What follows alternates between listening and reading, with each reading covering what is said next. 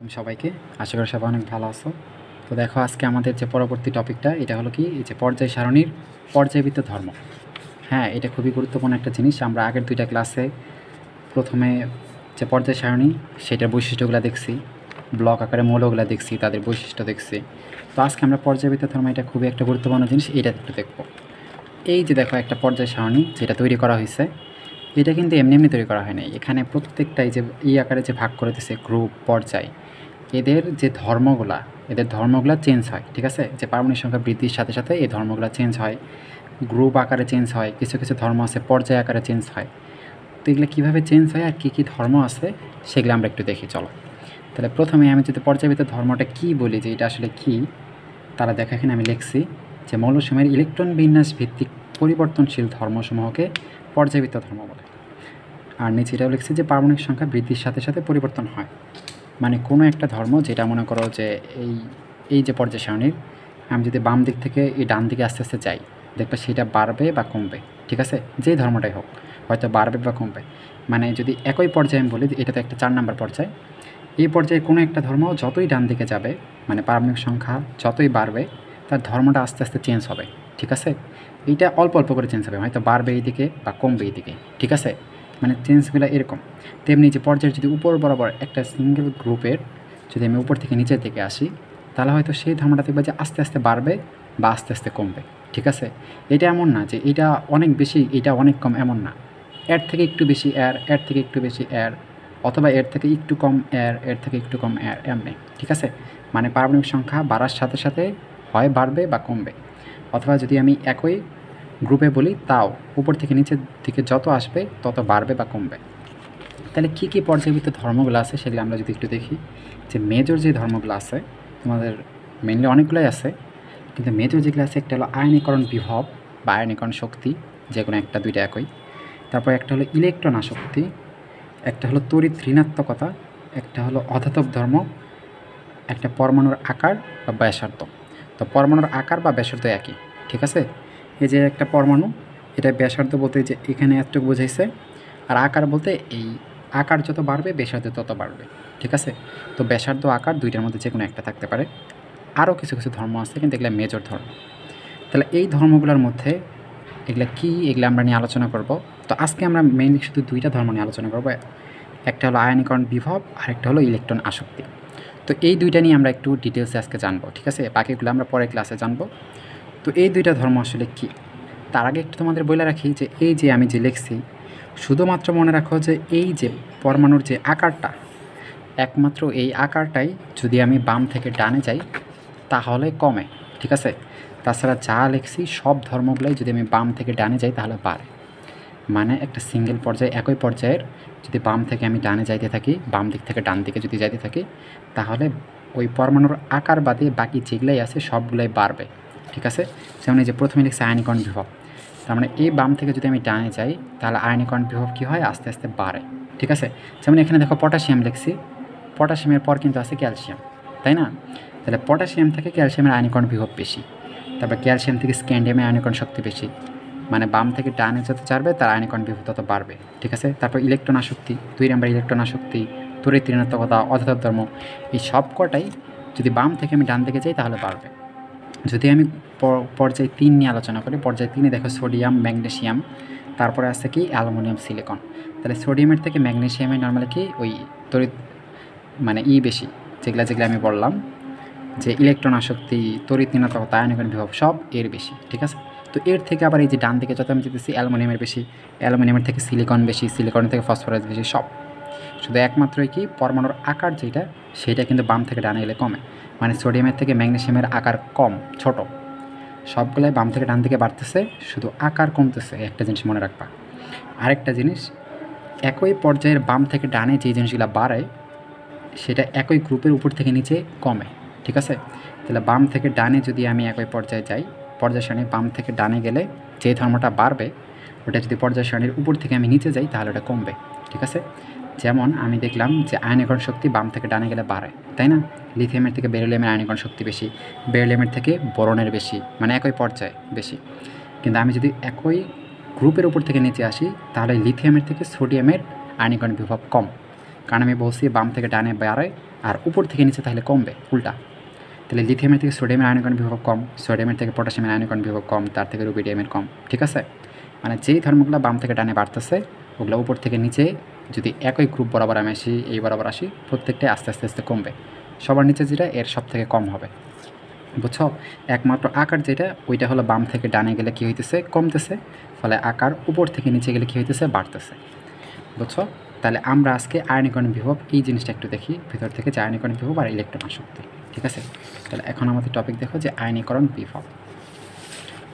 তো আয়নীকরণ বিভবটা কি, সংজ্ঞাতে আমি লিখছি, দেখো এখানে বলা আছে যে একটি নিরপেক্ষ পরমাণুকে পরমাণু থেকে একটা ইলেকট্রন সরিয়ে একে ধনাত্মক আয়নে পরিণত করতে যে পরিমাণ শক্তির প্রয়োজন। বুঝছো? একটা নিরপেক্ষ পরমাণু যেমন একটা সোডিয়াম, ঠিক আছে, তোমরা যদি সোডিয়ামে ইলেকট্রন বিন্যাস করো দেখবে যে কি 1s2 2s2 2p6 3s1, মানে সর্বশেষ শক্তি স্তরে একটা ইলেকট্রনই থাকে। ঠিক আছে, তাহলে আমি জাস্ট কি বলছি, একটা নিরপেক্ষ পরমাণু, এটা একটা নিরপেক্ষ পরমাণু যার কোনো চার্জ নেই। যদি উপরে প্লাস মাইনাস থাকতো তখন ওটা নিরপেক্ষ আর থাকতো না, ধনাত্মক বা ঋণাত্মক আয়ন হয়ে যেত। কিন্তু এটা যেহেতু কোনো চার্জ নেই, এটা একটা নিরপেক্ষ পরমাণু, এর থেকে একটা আমি ইলেকট্রন সরাবো। আর আমরা জানি ইলেকট্রন যদি ত্যাগ করে তাহলে কি হয়, পজিটিভ আয়ন হয়, তাই না? যদি ইলেকট্রন ছাড়ে, জারণ যদি হয় কোনো মৌলের, তারা নর্মালি তার আয়ন ধনাত্মক হয়। যেমন সোডিয়াম যদি একটা ইলেকট্রন ত্যাগ করে, মানে সোডিয়াম মাইনাস একটা ইলেকট্রন, ঠিক আছে, তাহলে কী হয়ে যাবে, সোডিয়াম প্লাস। ঠিক আছে, ইলেকট্রন ছেড়ে প্লাস, ইলেকট্রন ছাড়া ত্যাগ করা, তো এটা একটা ভালো জিনিস, এর জন্য পজিটিভ চার্জ একটা ভালো জিনিস। আর ইলেকট্রন তুমি যদি নাও তাহলে নিলে নেগেটিভ চার্জ হয়। ঠিক আছে, তাহলে ইলেকট্রন যখন ছেড়ে দিবে তখন ধনাত্মক আয়নে পরিণত হয় বা ক্যাটায়নে পরিণত হয়, আর ইলেকট্রন যখন গ্রহণ করে তখন ঋণাত্মক আয়নে পরিণত হয়। তাহলে এই যে সোডিয়াম একটা যেটা নিরপেক্ষ পরমাণু ছিল, সে তার সর্বশেষ শক্তিস্তর থেকে একটা ইলেকট্রন যদি ছেড়ে দেয়, দিয়ে সোডিয়াম প্লাস তৈরি করে, তো এইটা করতে তারে যতটা শক্তি দেওয়া লাগবে এটা কিন্তু সে একা একা করবে না। তুমি যদি বাইরে থেকে শক্তি দাও তখনই সে একটা ইলেকট্রন ছাড়বে। ঠিক আছে, কারণ এই ইলেকট্রনটা কেন্দ্রের যে নিউক্লিয়াসের সাথে কিন্তু কি আকর্ষিত আছে, তাই না? আমরা জানি এটা একটা নিউক্লিয়াসের বাইরে এইটা 3 নম্বর শক্তিস্তর, তাই না? 3 নম্বর শক্তিস্তরের ইলেকট্রন। তো এই ইলেকট্রনটা এখানে, এটা কিন্তু এই কেন্দ্রের যে নিউক্লিয়াস, মানে নিউক্লিয়াসের যে প্রোটন থাকে, ইলেকট্রন আর প্রোটন চার্জ তো একই, শুধু কি মানে চার্জের মান একই, শুধু প্লাস মাইনাস, তাহলে এর দ্বারা কিন্তু আকর্ষিত হয়ে আসে। তো ইলেকট্রনটা তো জাস্ট একটা আকর্ষণ বলে আসে, তাহলে সরাইতে গেলে তো তোমার একটু শক্তি দেওয়া লাগবে, একটু বল প্রয়োগ করা লাগবে। তাহলে ওই যতটা শক্তি তুমি দিবা ওইটারে বলে আয়নীকরণ বিভব। ঠিক আছে, তাহলে আয়নীকরণ বিভব কি, জাস্ট নর্মাল একটা পরমাণু ওর সবার বাইরে থেকে একটা শক্তি স্তর থেকে একটা ইলেকট্রন সরাই দিবা। সরাইতে গেলে ওই আকর্ষণটা মুক্ত করতে গেলে তোমার যেই পরিমাণ শক্তি দেওয়া লাগবে সেটাই আয়নীকরণ বিভব। ঠিক আছে, আর এই আয়নীকরণ বিভবটা বাম থেকে ডান দিকে যত যাবা, একটা পর্যায়ের বাম থেকে ডান দিকে যত যাবা, একটা পর্যায়ের বাম থেকে ডান দিকে যত যাবা তত আয়নীকরণ বিভব কিন্তু বাড়বে। ঠিক আছে, মানে বাম থেকে ডানে গেলে আয়নীকরণ বিভব বাড়ে কেন, এটা তোমাদের মনে প্রশ্ন জাগতে পারে। তাহলে একটু দেখি, দেখো এই যে সোডিয়ামে দেখলে সবার বাইরে ইলেকট্রন থাকে একটা, তাই না? কিন্তু ম্যাগনেসিয়ামের ক্ষেত্রে আমি যদি যাই, তাহলে ম্যাগনেসিয়াম ইলেকট্রন নিয়ে যদি করি তাহলে সবার বাইরে দেখবা 2 8 তারপর 2, মানে সবার বাইরে 2টা থাকতেছে। যদি আমি অ্যালুমিনিয়ামে যাই তাহলে দেখবা 2 8 3টা থাকতেছে। ঠিক আছে, যদি সিলিকনে যাই তাহলে 14 সিলিকন, মানে 2 8 4। ঠিক আছে, তার মানে একটা পর্যায়ে আমি যত ডানে যাইতেছি, দেখো এই যে একটা পর্যায়ে আমি প্রথমে সোডিয়াম দেখাইলাম, তারপর ম্যাগনেসিয়াম, তারপর এই যে অ্যালুমিনিয়াম, তারপর সিলিকন, মানে যত আমি ডানে যাইতেছি একটা পর্যায়ের, তার কী হইতেছে, সর্বশেষ শক্তি স্তরে ইলেকট্রন কিন্তু একটা করে বাড়তেছে, তাই না? সর্বশেষ শক্তি স্তরে ইলেকট্রন বাড়তেছে, মানে দেখো সর্বশেষ শক্তি স্তরে আগে ছিল একটা, এখন হয়ে গেলো 2টা, তারপর হয়ে গেলো 3টা 4টা। তো ইলেকট্রন যত বাড়তেছে মৌলটা কিন্তু তত অষ্টকের দিকে চলে যাইতেছে, তাই না? আমরা জানি যে নর্মালি সে যদি 8টা থাকে সবার বাইরে, 8টা থাকলে তো স্টেবল, তো তার যখন 2টা আছে তারপর 3টা আছে, তো বাইরের ইলেকট্রনগুলা এই প্রোটন দ্বারা আরও বেশি আকর্ষিত হইতেছে, এটা একটা কথা। আর আরেকটা কথা হলো নর্মালি ওরা 8-এর দিকে চলে যেতেছে। তো একটা মৌল যখনই 8-এর যত কাছাকাছি যাবে তো তখন সে মানে 8টাই নিতে যাবে। সাপোজ এটা মনে করে যে 4টা সিলিকন, ঠিক আছে, এই ফসফরাসের ক্ষেত্রে কত, 2 8 5, তো তার কিন্তু 5টা হয়ে গেছে। তো এই যে তার 5টা ইলেকট্রন হয়ে গেছে, এই 5টা ইলেকট্রন কিন্তু নিউক্লিয়াসের সাথে মানে ভালোভাবে আকর্ষিত আছে। তার দেখো আর যদি 3টা ইলেকট্রন সে নিতে পারে তাহলে কিন্তু তার 8টা হয়ে যায়। তো তার কাছে 3টা ইলেকট্রন নেওয়া বেশি সহজ না 5টা ইলেকট্রন ছাড়া বেশি সহজ? অবশ্যই 3টা ইলেকট্রন নেওয়া, কারণ 5টা কোনো মৌলই ইলেকট্রন ছাড়তে চায় না। ঠিক আছে, তো প্রথমে যখন সোডিয়ামের ক্ষেত্রে সবার লাস্টে ছিল একটা ইলেকট্রন, তো সোডিয়াম একটা ইলেকট্রন ইজিলি ছেড়ে দেবে, কারণ সোডিয়াম যদি একটা ইলেকট্রন ছেড়ে দেয় তাহলে তার এই বাইরে কিন্তু 8টাই আছে, তাই না? এই যে 2 8 2 8 1, এটা হলো সোডিয়ামের ক্ষেত্রে। তার মানে সে যদি একটা ছেড়ে দেয় তাহলে সবার বাইরে কিন্তু 8টা থাকতেছে, যেটা একটা স্টেবল, যেটা সবাই চায় যে 8টা ইলেকট্রন রাখবে। তো ওই জন্য সে কী করে, তারা যদি অল্প একটু শক্তি দাও সে একটা ইলেকট্রন ছেড়ে দেয়, ঠিক আছে? অল্প একটু শক্তি দিলে হয়, তার মানে তার আয়নীকরণ শক্তি বেশি, কম, তাই না? তারপর যার 2টা আছে তার দেখো 2টা ইলেকট্রন, ফলে 2টা ইলেকট্রন একটু বেশি বলে আকর্ষিত থাকবে, ফলে তার ক্ষেত্রে তুমি যদি ইলেকট্রন 2টা সরাইতে যাও একটু বেশি তোমার কাজ করা লাগবে, হ্যাঁ, কারণ আকর্ষণ বল একটু বেশি কাজ করা লাগবে। তারপর দেখো 3টা হয়ে গেছে, 3টা আরেকটু বেশি আকর্ষণ। তো এমনি করে দেখো ওরা কিন্তু 8-এর কাছাকাছি যাইতেছে। তো কোনো একটা মনে এই যে যখন এর 5টা আছে তখন কিন্তু সে লোভে পড়ে যায় যে 5টা আছে, আমার তো আর 3টা হইলে 8টা হয়ে যাবে, তো তখন আর সেই ইলেকট্রন ছাড়তেই চায় না। ফলে এই যে যাদের একবারে নর্মালি দেখো যে 4-এর বেশি হয়ে যায়, মানে 4 5, তো তারা আর ছাড়তে চায় না, নর্মালি 3টা পর্যন্ত ইলেকট্রন ছেড়ে দিতে পারে, ঠিক আছে? এর সবার বাইরে 3টা আছে, 3টা তো একটু বেশি বলে আকর্ষণ করবে, কিন্তু 3টারেও যদি তুমি একটু বেশি শক্তি দাও ছেড়ে দেবে। কিন্তু যখন 4টা হয়ে যায়, মানে লাগবে 8টা, অর্ধেক হয়ে গেছে, তো তখন আর তারা ছাড়তে চায় না, তখন তারা উল্টা নিতে চায়। 5টা হয়ে গেলে তো আরও কথা নাই, আরও ছাড়তে চায় না, কারণ সে যদি 3টা পায় তাহলেই তো হয়ে যায়। তো এরকম যত 8-এর কাছাকাছি যাবে তত ওরা আর ইলেকট্রন ছাড়তে চায় না, ফলে ওদের ইলেকট্রন সরাইতে গেলে অনেক শক্তি দেওয়া লাগে, অনেক, ফলে তাদের আয়নীকরণ বিভব বেশি। যত বেশি শক্তি আয়নীকরণ শক্তি তত বেশি, ঠিক আছে? যত বেশি শক্তি দিবা তার আয়নীকরণ বিভব তত বেশি, আয়নীকরণ বিভব তত বেশি। ফলে আমরা বুঝলাম যে বাম থেকে যত ডানে যাইতেছে মানে সে 8-এর কাছাকাছি তার ইলেকট্রন হয়ে যেতেছে, ফলে সে আর ইলেকট্রন ছাড়তে চায় না, ফলে ইলেকট্রন সরাইতে গেলে তার অনেক শক্তি দেওয়া লাগে। এই জন্যই নর্মালি কি আয়নীকরণ শক্তিটা আস্তে আস্তে বাড়তেছে। 2টার ক্ষেত্রে আয়নীকরণ শক্তি যখন একটা হয়েছিল তখন যে আয়নীকরণ শক্তি, 2টা হলে আয়নীকরণ শক্তি আরেকটু বাড়তেছে, 3টা হলে আরেকটু বাড়তেছে, 4টা হলে আরেকটু বাড়তেছে। তো এই জন্য বাম থেকে ডানে গেলে গিয়ে আয়নীকরণ শক্তি নর্মালি বাড়ে। এখন উপর থেকে যদি আমি নিচে আসি তাহলে আয়নীকরণ শক্তি কমে, এটা কেন? এটাও যদি তোমাদের আমি একটু বুঝাই।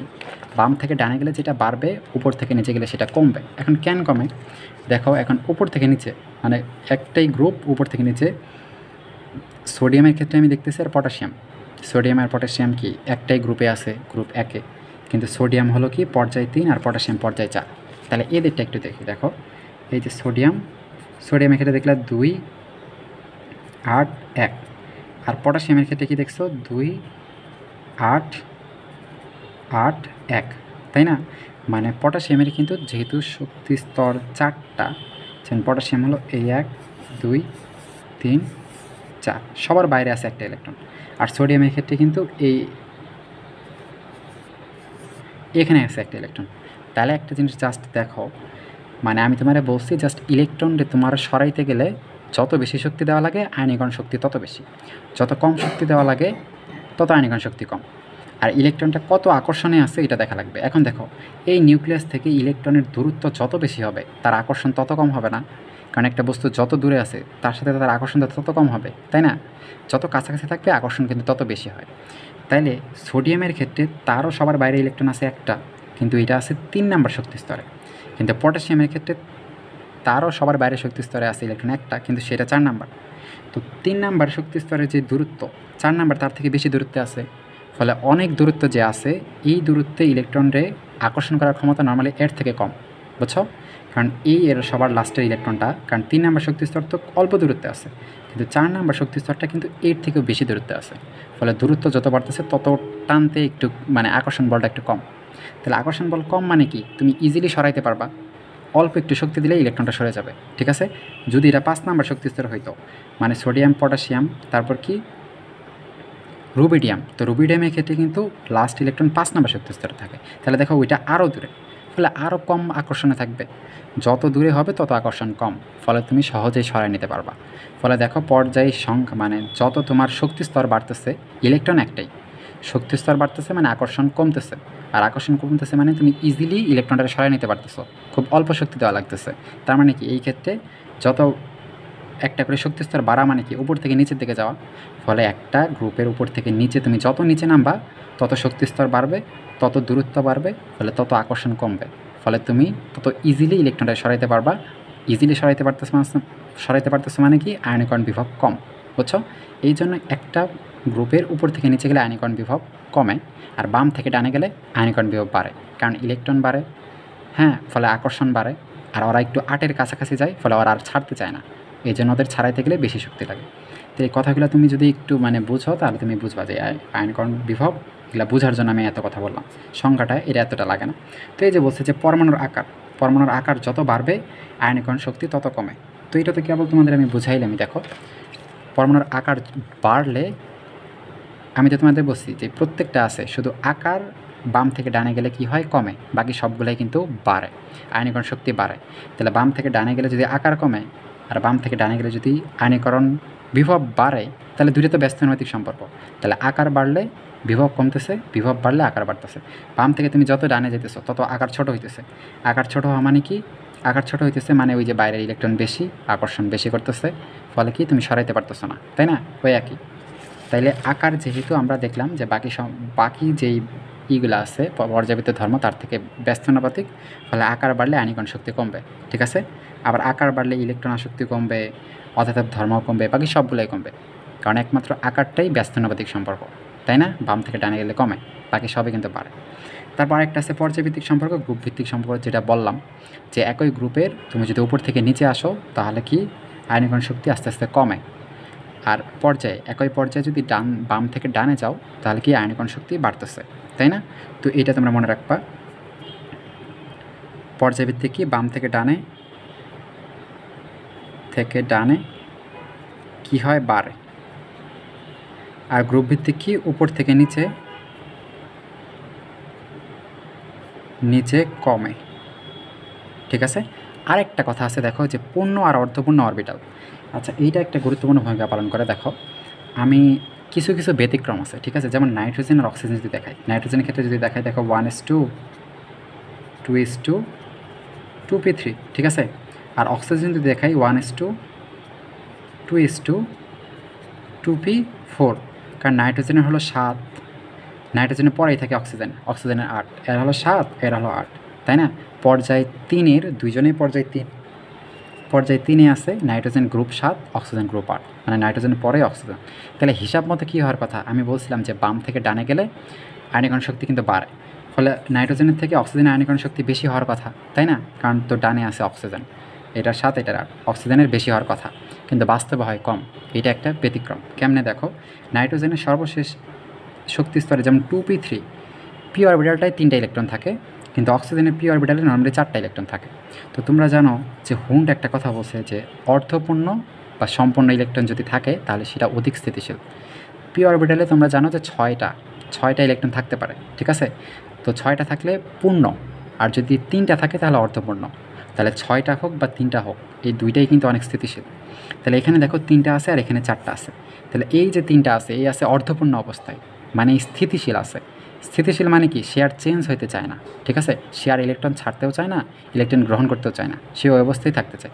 তাহলে এর যেহেতু 3টা আছে এগুলো অধিক স্থিতিশীল, কিন্তু এর কিন্তু 4টা আছে। দেখো, এর 4টা আছে, তাহলে এই কি চাবে, এই তো 3টা বানাতে চাবে, কারণ 3টা হলে তো অর্ধপূর্ণ মানে স্থিতিশীল, তো একটু স্থিতিশীল অর্জন করতে চাবে। এই জন্য এরে যদি একটু শক্তি দাও, এই একটা ইলেকট্রন ছেড়ে p3 গঠন করে, কারণ p3 হলো স্থিতিশীল। কিন্তু এরে যদি তুমি একটু না বেশি শক্তিও দাও, তাও দেখবা যে চেঞ্জ হতে চায় না, কারণ এই তো স্থিতিশীল অবস্থায় আছে।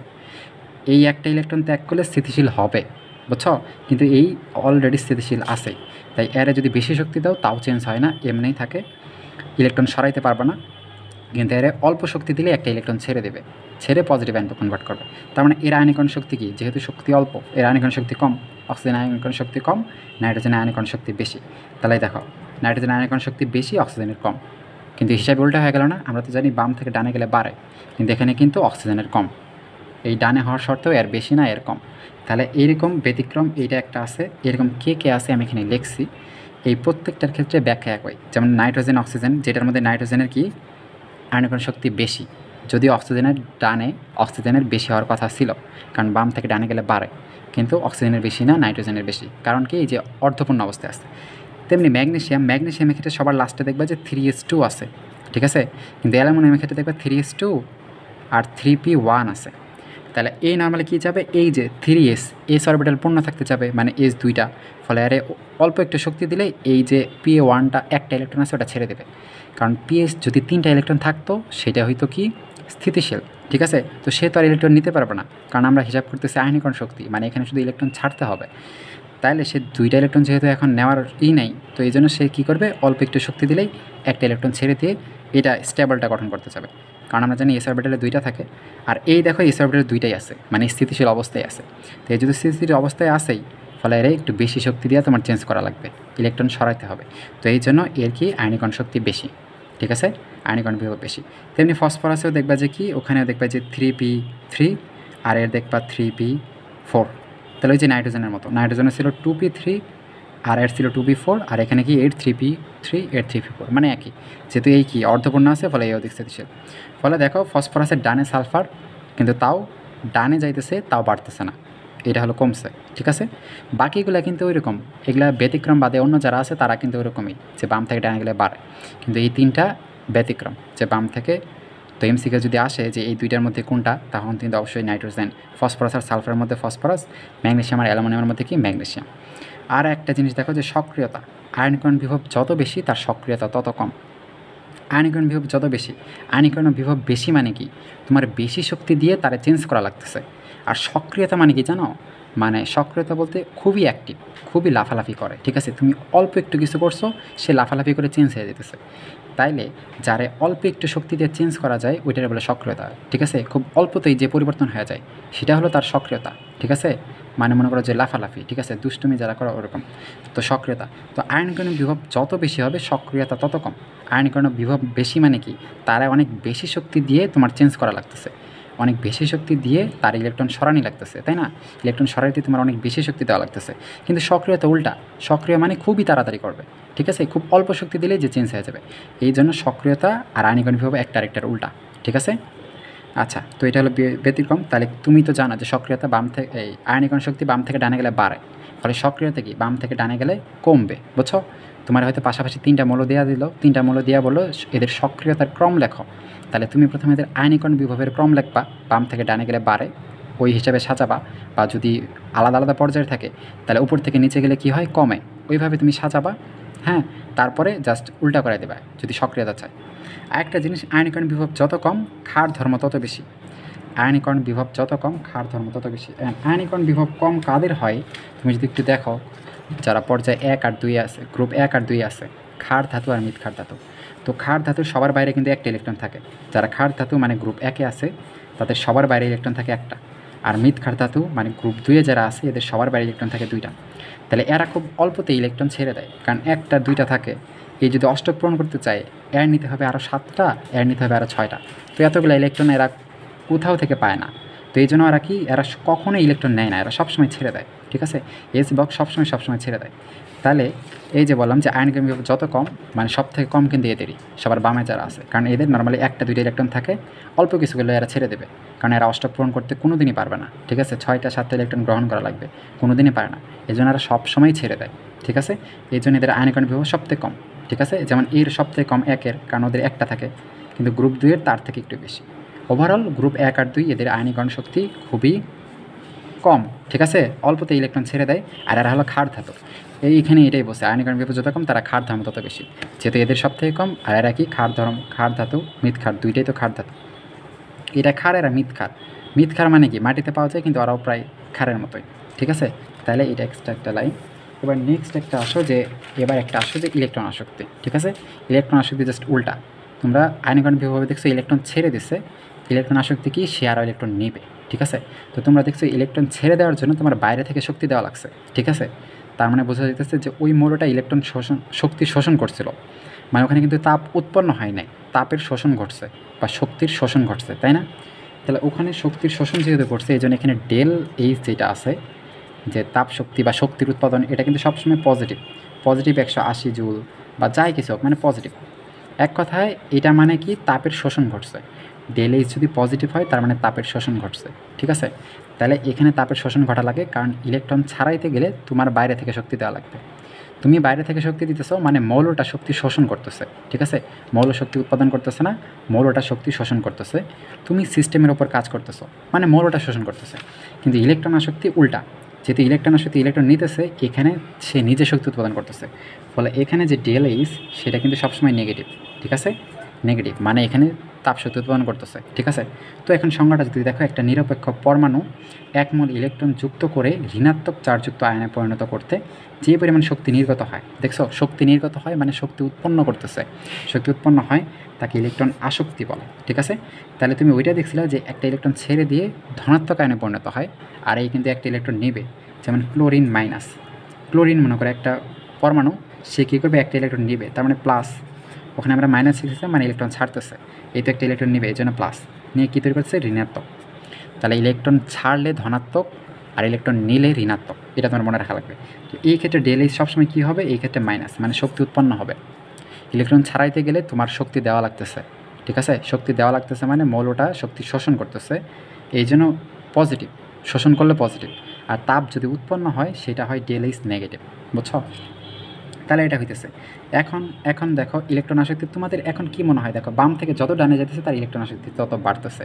এখন সোডিয়াম যেটা সবার বাইরে একটা ইলেকট্রন ছিল, তার তো ইলেকট্রন আসক্তি অনেক কম, নাই বললেই চলে, কারণ সে ইলেকট্রন নিবে কেন?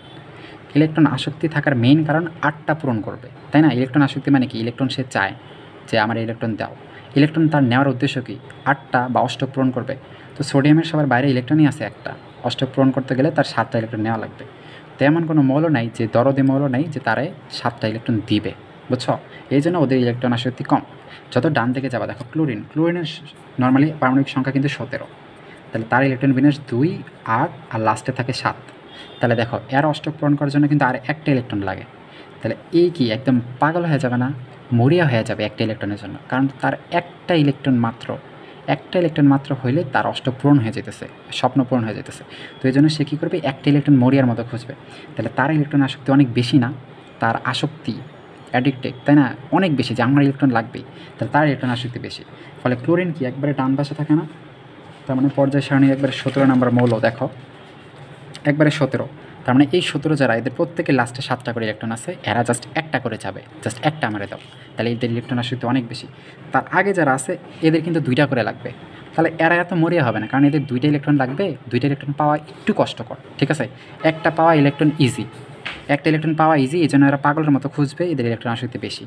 তার এই পাশে এদের 2টা ইলেকট্রন করে লাগবে, কারণ এদের সবার লাস্টে 6টা করেই থাকবে, তো এরা 2টা করে লাগবে, এই জন্য এরা আরেকটু মরিয়া হবে না, কারণ 2টা পাওয়া কঠিন। তো এই যে গ্রুপ 15 যারা আছে এদের আবার লাস্টে দেখবে যে এদের 3টা ইলেকট্রন লাগবে। ঠিক আছে, তাহলে এদের তার মানে বাম থেকে যত ডানে যাইতেছো তত ইলেকট্রন আসক্তি বাড়তেছে। এখন যারা 18 নম্বর গ্রুপে আছে এদের কিন্তু ইলেকট্রন আসক্তির মান 0। কেন 0? কারণ এদের লাস্টে অলরেডি 8টা আছেই, ফলে এদের আর ইলেকট্রন দরকার নেই, এরা ইলেকট্রন গ্রহণও করবে না, এরা ছাড়বেও না, এই জন্য এদের বলে নিষ্ক্রিয় মৌল, নিষ্ক্রিয় গ্যাস। ঠিক আছে, নিষ্ক্রিয় মানে কি, যারা ইলেকট্রন নিতেও চায় না, ছাড়তেও চায় না, ফলে এদের নিষ্ক্রিয় গ্যাস বা গ্রুপ 18 মৌল, এদের কিন্তু ইলেকট্রন আসক্তির মান 0। ঠিক আছে, তো ইলেকট্রন আসক্তির মান সবথেকে বেশি কার, যারা গ্রুপ 17 আছে, একবারে সবার ডানে শুধু এটা বাদ, এই 17তে আছে, তাদের ইলেকট্রন আসক্তির মান সবথেকে বেশি, কারণ তাদের আর একটা লাগে। তার আগে যারা আছে তাদের একটু কম, তার আগে একটু কম, মানে বাম থেকে ডানে গেলে বাড়তেছে, তো বাড়তে 17তে একবারে সবথেকে বেশি হয়ে গেছে। ঠিক আছে, এখন তোমার একটা এমসিকিউ আসে যে গ্রুপ 17 যে মৌলগুলো আছে, তাহলে আমরা দেখলাম যে ইলেকট্রন আসক্তিও কি আকারের, মানে বাম থেকে ডানে গেলে বাড়বে, যেহেতু আমরা বলছি শুধু আকার বাম থেকে ডানে গেলে কমে, বাকি সবগুলোই বাম থেকে ডানে গেলে বাড়ে।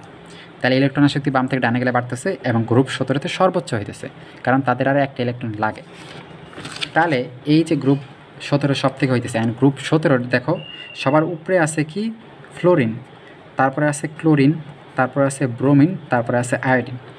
হ্যাঁ, এটা হলো গ্রুপ 17। ঠিক আছে, গ্রুপ 17-র 2 নাম্বার পর্যায়ে আছে এই, 3 নাম্বার পর্যায়ে এই, 4 নাম্বার পর্যায়ে এই, 5 নাম্বার পর্যায়ে এই। ঠিক আছে, তোমরা যদি দেখো, তাহলে আমরা বলছি বাম থেকে ডানে গেলে বাড়তেছে ইলেকট্রন আসক্তি, ফলে উপর থেকে নিচে গেলে কিন্তু কমবে, ফলে এরা তো উপর থেকে নিচে, একটা শুধু গ্রুপ তো একটাই, একটা গ্রুপের উপর থেকে নিচে গেলে তো কমবে, তাইলে সব থেকে কম থাকার কথা এয়ার, তাই না, তার একটু বেশি এয়ার, মানে এদের যদি আমি ইলেকট্রন আসক্তির কথা কম্পেয়ার করি তাহলে সব থেকে বেশি থাকার কথা ফ্লোরিন, কারণ উপর থেকে নিচে কমতেছে, মানে এর সব থেকে কম, এর সব থেকে বেশি ফ্লোরিনের পর ক্লোরিন, তারপর কি ব্রোমিন, তারপর হলো আয়োডিন। এইটা হওয়ার কথা ইলেকট্রন আসক্তির ক্রম। ঠিক আছে, কিন্তু বাস্তবে হয় উল্টা। বাস্তবে কী হয়, জাস্ট এই 2টা চেঞ্জ হয়ে যায়, মানে ক্লোরিন আগে ফ্লোরিন পরে, বাকি 2টা সেম থাকে, ব্রোমিন আয়োডিন। এটা হলো ইলেকট্রন আসক্তির ক্রম। ইলেকট্রন আসক্তির এটা একটু ব্যতিক্রম, এটা তোমরা মনে রাখবা, এটা এমসিকিউ আসে। কারণ কি জানো, দেখো এই যে ফ্লোরিনের ফ্লোরিনের ইলেকট্রন বিন্যাস 2 তারপর 7 9টা থাকে, মানে এটা প্রথম কক্ষপথ, এটা দ্বিতীয় কক্ষপথ। এখানে দেখো আর 7টা ইলেকট্রন কিন্তু আছেই, তাই না? তোমরা জানো 2 নাম্বার কক্ষপথে ইলেকট্রন থাকতে পারে 8টা, 3 নাম্বারে থাকতে পারে 18টা। কেমনে? ওই যে 2n², এই সূত্র দিয়ে। এখানে যদি 1 বসাও তাহলে দেখবা 2, 1 বসালে প্রথম কক্ষপথে 2টা। 2 নাম্বার কক্ষপথের ক্ষেত্রে যদি 2 বসাও তাহলে দেখবা 8, মানে 2 নাম্বার কক্ষপথে 8টা থাকতে পারে। কিন্তু এর ফ্লোরিনের 2 নাম্বার কক্ষপথে 8টা থাকতে পারে, আছে 7টা। যদি ক্লোরিনের ক্ষেত্রে বলো, ক্লোরিনের ক্ষেত্রে আবার 3 নাম্বার শক্তি স্তরে থাকে কয়টা? 7টা। ক্লোরিনের কত? 2, 8, 7, মানে 2 নাম্বার কক্ষপথে 8টা, 3 নাম্বার কক্ষপথে থাকে 7টা, ঠিক আছে? কিন্তু আমরা জানি 3 নাম্বার কক্ষপথে থাকতে পারে কয়টা? 18টা, কারণ এখানে 3 বসাও n², তাহলে দেখবা 18টা, মানে 3 নাম্বারে থাকতে পারে 18টা, কিন্তু আছে 7টা, ঠিক আছে? মানে আরও 11টা সে নিতে পারবে। তো এখন দুইজনের মধ্যে কে বেশি ইলেকট্রন নিতে পারবে? দেখো, এর ইলেকট্রন নেওয়া কিন্তু একটু কঠিন, কারণ এখানে এতগুলো ইলেকট্রন পাশাপাশি আছে, এরা কিন্তু নেগেটিভ, প্রত্যেকে নেগেটিভ চার্জ, মানে এরা একজন আরেকজনকে বিকর্ষণ করতেছে, বুঝছো? এরা একজন আরেকজনকে বিকর্ষণ করতেছে। তো একটা ইলেকট্রন যদি এখানে নিতে চাও তাহলে অনেক বেশি তোমার বিকর্ষণ এখানে হবে, ঠিক আছে? অনেক বেশি কষ্ট হয়ে যাবে। বাসের যেমন লাস্টে দেখো না 6টা সিট, 6টা সিট হইলেও সেখানে কি 6 জন বসতে পারে? 5 জন কিন্তু আরামে বসতে পারে, ঠিক আছে? কিন্তু আরেকজন দেখবা বাস আলাদা, তাও আরেকজনকে নিয়ে আসবে, কারণ সিট 6টা, কিন্তু তোমরা 5 জনে অনেক আরামে বসো, আরেকজন বসার জায়গা হয় না, কিন্তু সে জোর করে বসায় দেয়, তোমরা অনেক কষ্ট হয়। তাহলে ওখানে এই যে এখানে মনে করো 8টা সিট, 7 জন বসে গেছো, আরেকজনকে অনেক কষ্ট করে বসাইতে হবে। কিন্তু এখানে সিট আছে মনে করো 18টা, কিন্তু মানুষ আছে 7টা, তাহলে এখানে ইজিতে চলে আসবে না? এখানে আসতে অনেক ইজি। তাহলে এর ইলেকট্রনের আসক্তির মান নর্মালি কি? বেশি, ঠিক আছে? তো ইলেকট্রনের আসক্তির মান এই জন্য এটা বেশি হয়ে যায়। আর এরপরে ওই আগের নিয়ম যে উপর থেকে নিচে গেলে নর্মালি কি কমে, কিন্তু এই দুইটা জাস্ট উল্টা। এই জন্য তোমরা মনে রাখবা নর্মালি ফ্লোরিনের থেকে বেশি, কারণ তার জায়গা অনেক বেশি, সে ইজিলি নিতে পারে, ঠিক আছে? তাহলে ফ্লোরিনের ইলেকট্রন আসক্তি বেশি, তারপরে হলো ফ্লোরিন, তারপর ব্রোমিন, তারপর আয়োডিন, এটা উল্টা। যদি আয়নিকরণ বিভব বলি তাহলে আয়নিকরণ বিভব নর্মালি ওই একই, উপর থেকে নিচে গেলে কম। ফলে কী হবে? যে ফ্লোরিন, তারপর ক্লোরিন, তারপর ব্রোমিন, তারপর আয়োডিন, ঠিক আছে? এটা হলো কি আয়নীকরণ বিভব। আয়নীকরণ বিভব, আয়নীকরণ বিভব নর্মাল, কিন্তু ইলেকট্রন আসক্তি জাস্ট উল্টা। তাহলে তুমি একটু গ্রুপ 17-এর যে মৌলগুলো আছে এদের একটু দেখবা, এমসিকিউ দেয় যে ইলেকট্রন আসক্তি যদি বলে জাস্ট কি ক্লোরিনটা শুধু আগে দিয়ে দিবা, তারপর ফ্লোরিন, ব্রোমিন, আয়োডিন, ঠিক আছে? প্রথম দুইটা উল্টা। আর আয়নীকরণ বিভব বললে তো ওই আগের নিয়ম, বাম থেকে ডানে গেলে বাড়ে, যেহেতু এরা উপর থেকে নিচে আসছে ফলে কমবে, ফলে আয়োডিনের সব থেকে কম। তাহলে এখানে বলছে যে নিউক্লিয়াসের চার্জ বৃদ্ধিতে ইলেকট্রন আসক্তির মান বৃদ্ধি পায়। নিউক্লিয়াসের চার্জ বৃদ্ধি মানে কি? নিউক্লিয়াসের যত প্রোটন সংখ্যা বাড়বে, মানে পারমাণবিক সংখ্যা যত বাড়তেছে, মানে বাম থেকে ডান পাশে তুমি যত যাইতেছো, বাম থেকে ডানে যাওয়া মানে কি? পারমাণবিক সংখ্যা বাড়তেছে, মানে নিউক্লিয়াসের চার্জ বাড়তেছে, ঠিক আছে? ফলে কি ইলেকট্রন আসক্তি তো বাড়বেই, তাই না? তো ইলেকট্রন আসক্তি বৃদ্ধি বাড়ে ওই যে একই পর্যায়ে বলছি, মানে একই পর্যায়ে বাম থেকে ডানে গেলে বাড়ে। তারপর যোজ্যতা স্তরে ইলেকট্রন ঘনত্ব বাড়লে ইলেকট্রন আসক্তি হ্রাস পায়। যেমন এই যে দেখাইলাম, ফ্লোরিনের ক্ষেত্রে দেখো যোজ্যতা স্তরে 8টা থাকতে পারে, কিন্তু আছে 7টা, তাহলে এখানে ইলেকট্রনের ঘনত্ব বেশি। আর ক্লোরিনের ক্ষেত্রে সবার বাইরে থাকতে পারে 18টা, আছে এরও 7টা, তাহলে এর ইলেকট্রন ঘনত্ব কম, তাই না? অনেক ফাঁকা ফাঁকা জায়গা আছে, তাহলে তার এই যে যার ঘনত্ব বেশি তার কিন্তু ইলেকট্রন আসক্তির মান কম। আর ক্লোরিনের ঘনত্ব অনেক ফাঁকা ফাঁকা আছে, মানে ঘনত্ব কম, তার ইলেকট্রন আসক্তির মান বেশি, এর জন্য ক্লোরিন বেশি হয়ে গেছে, বুঝছো? এটা একটা। আর পরমাণুর আকার, তাহলে ওই যে বলছিলাম আকার বাকি সবগুলোর থেকে বিপরীত, আকার বাড়লে ওইটা কমবে, ওইটা কমলে ওইটা বাড়বে। তাহলে পরমাণুর আকার যদি বাড়ে ইলেকট্রন আসক্তি কমে, মানে আগের মতোই কমছে, ঠিক আছে? আচ্ছা, নিষ্ক্রিয় গ্যাসে ইলেকট্রন আসক্তি শূন্য, এই যে যেটা লেখার ওইটা আমি দেখছিলাম। আর একটা জিনিস দেখো, যে বাম থেকে যত ডানে যাইতেছে, তোমরা দেখো যে বাম থেকে যত ডানে যেতেছে সবার 17তে যারা আছে এরা কিন্তু ইলেকট্রন একটা পাওয়ার জন্য মরিয়া, মানে এদের একটা ইলেকট্রন লাগবেই। তো ইলেকট্রন গ্রহণ মানে কি? ইলেকট্রন গ্রহণ মানে কি? বিজারণ বিক্রিয়া। আর যারা ইলেকট্রন গ্রহণ করে তাদের বলে কিন্তু জারক, তাই না? যাদের বিজারণ হয় তাদের বলে জারক। ইলেকট্রন ত্যাগ করা মানে জারণ, কিন্তু যাদের জারণ হয় তাদের বলে বিজারক, আর যাদের বিজারণ হয় তাদের বলে জারক। তাহলে গ্রুপ 17তে যারা, এরা হলো তীব্র, দেখো এরা একটা ইলেকট্রন লাগবেই, মানে এরা ইলেকট্রন এদের অনেক বেশি বিজারণ হয়, মানে এরা কি জারক, মানে গ্রুপ 17 হলো তীব্র জারক, ঠিক আছে? তাহলে বাম থেকে ডানে যত যাইতেছে তারা তত বেশি জারক হয়ে যাইতেছে, আর বামে যারা এরা তত বেশি বিজারক, বিজারককে যে ইলেকট্রন ত্যাগ করে। তাহলে এদের তো সবার লাস্টে ইলেকট্রন আছে একটা বা দুইটা, তো এরা ইজিলি ইলেকট্রন ছেড়ে দেবে, ফলে এরা তীব্র বিজারক, ঠিক আছে? ফলে পর্যায় সারণীর সবার বামে যারা থাকে এরা তীব্র বিজারক হয়, যেমন গ্রুপ 1 আর 2। আর সবার ডানে যারা থাকে যেমন গ্রুপ 16, 17, 15 এরা হয় তীব্র জারক, বিশেষ করে গ্রুপ 17 সব থেকে তীব্র জারক, ঠিক আছে? আর গ্রুপ 18 তো জারকও না, বিজারকও না, ওরা তো নেবে না। তাহলে আজকের ক্লাসটা এতটুকুই, আমরা নেক্সট অন্য টপিক নিয়ে বলবো। তোমরা এই জিনিসগুলো একটু সুন্দর করে নোট করে নেবা আর একটু বুঝে নেবা, ঠিক আছে? তারপরে বই থেকে একটু রিডিং যদি পড়ো দেখবা যে সব ক্লিয়ার হয়ে গেছে। তাহলে আজকে এই পর্যন্তই। আল্লাহ হাফিজ।